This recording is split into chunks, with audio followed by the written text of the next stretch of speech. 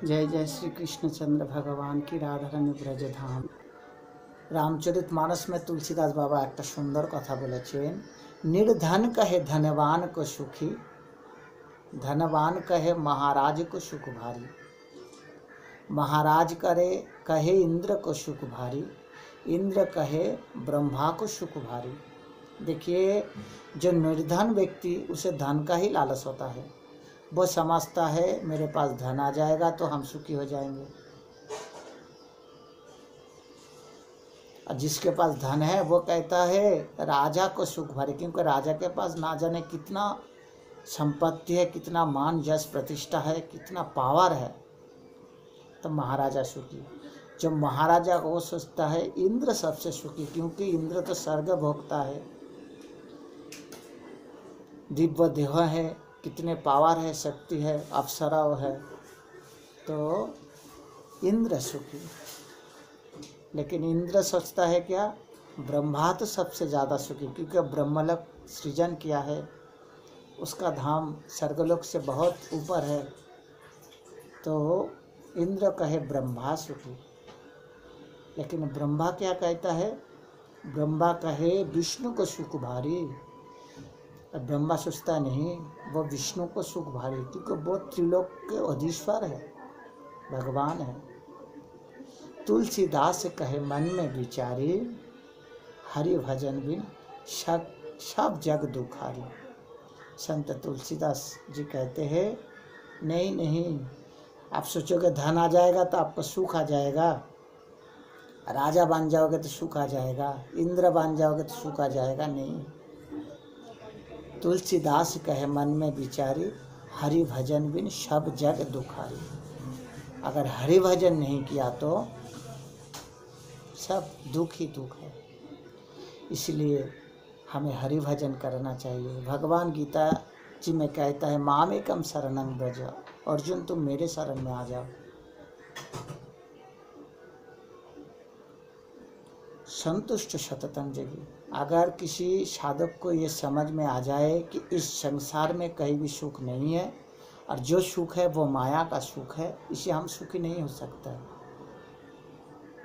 जिसके मन में विचार आ जाए और वो सब छोड़ के भगवान श्री चरणों में मयि अर्पित मन बुद्धिर्ज मद्भक्त समय प्रिय। भगवान कहता है इस श्लोक में, जो संसार के सारे बंधनों से मुक्त हो गया, सारे आसक्ति से मुक्त हो गया, ऐसा भक्त जो मेरे शरण में आता है वो मुझे बहुत प्यारा है।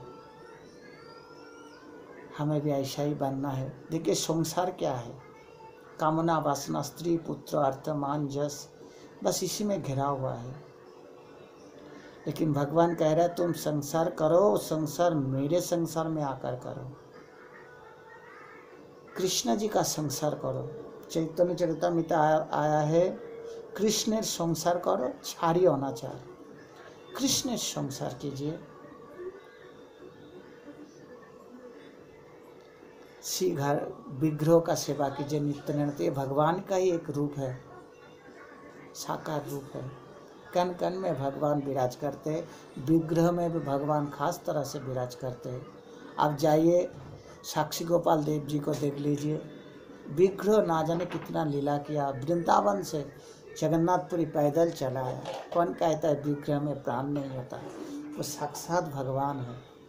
इसलिए तो लाखों लाखों भक्त अपने हृदय मंदिर में, गृह मंदिर में नित्य निरंतर ठाकुर जी का सेवा करते हैं, विग्रह का सेवा करते हैं। ये विग्रह भागवत साक्षात गोलोक धाम में जो विराज करते हैं भगवान, वो सब एक ही तत्व है। बस उन गोविंद का शरण ले लीजिए। इस संसार, देखिए हम जोर से संसार को नहीं छोड़ सकते। अगर हम सोचे कि संसार को छोड़ दूंगा, ये अर्थ मान जस प्रतिष्ठा को हम छोड़ के गोविंद भजन करूँगा, ऐसा नहीं होगा। क्योंकि ये माया, भगवान गीता जी में कहता है मम माया दुरात्मा है, माया बहुत दुष्कर है, इसे कोई लाग नहीं सकता। लेकिन भगवान कहता है जो मेरे शरण में आता है, मुझे भक्ति करता है, मेरी कृपा से वो इस माया से मुक्त हो जाता है। आप चाहे ब्रह्मा का उपासना कीजिए, परमात्मा का उपासना कीजिए, वो एक ही है, वह गोविंद ही है। देखिए शास्त्र में ब्रह्म परमात्मा के बारे में लाखों लाखों श्लोक बताया गया है, लेकिन जो कृष्ण भक्ति है युग युगों में प्रकट, हर युग में प्रकट नहीं होते, कई युगों के बाद प्रकट होता है। देखिए गीता के ज्ञान के बारे में बहुत गंभीर से चिंतन कीजिए, आपको समझ आ जाएगा। अर्जुन प्रश्न कर रहा है 12 अध्याय में, जो निराकार ब्रह्म को उपासना करता है, जो साकार उपासना करता है, इन दोनों में कौन श्रेष्ठ है? भगवान क्या कह रहा है? मयि आवेशित चेतसम,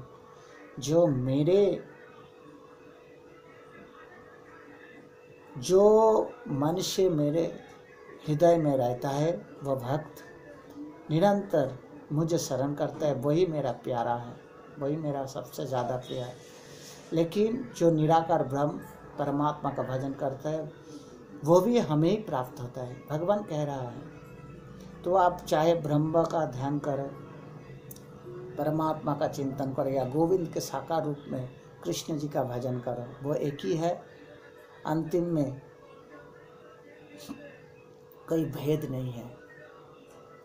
फिर भी भक्त भगवान का एक अनोखा ही दिव्य आनंद है, क्योंकि हम शरीर देहोधारी है, तो देहोधारी जीवों के लिए गोविंद भगवान का, राधा कृष्ण का भजन का आनंद ही अलग है। आप निराकार ब्रह्म का चिंतन कर सकते हो ज्ञानियों की तरह, लेकिन कृष्ण भजन का जो आनंद है वो बहुत ही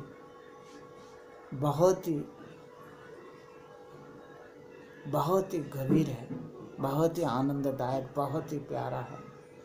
इसलिए आप नित्य हरि का भजन कीजिए। इस संसार में जो कुछ है सब माया है, ये माया सुख आपको सुखी नहीं कर पाएगा। अगर किसी में सुख है तो हरि भजन में ही सुख है। तुलसीदास कहे मन में विचारी, हरि भजन बिन सब जग दुखारी। तो हमें दुखी नहीं बनना है, हमें सुखी होना है। तो हरि भजन कीजिए, कृष्ण भजन कीजिए, राधे श्याम सीताराम, चाहे जिस रूप में आपको अच्छा लगे उनका भजन कीजिए। मन में संतुष्टि जरूरी है, बिन संतुष्टि हरि भजन नहीं होता। आप जड़ जगत की कामना करते हुए हरि भजन करोगे तो वो आपका बुद्धि कभी निर्मल नहीं होगा। कामना वासना को छोड़ के हरि भजन करो। कामना वासना त्याग करने की कोशिश में लगा रहना चाहिए हम सबको। ये अपने आप त्याग नहीं होता, भगवान की कृपा से त्याग होता है। फिर भी हमें ऐसा सोचना चाहिए कि संसार का कुछ भी मेरा नहीं है, इन सब से मेरा कोई नाता भी नहीं है। मेरा नाता तो परमात्मा गोविंद से है, साधु संत मेरे गुरु जी से है।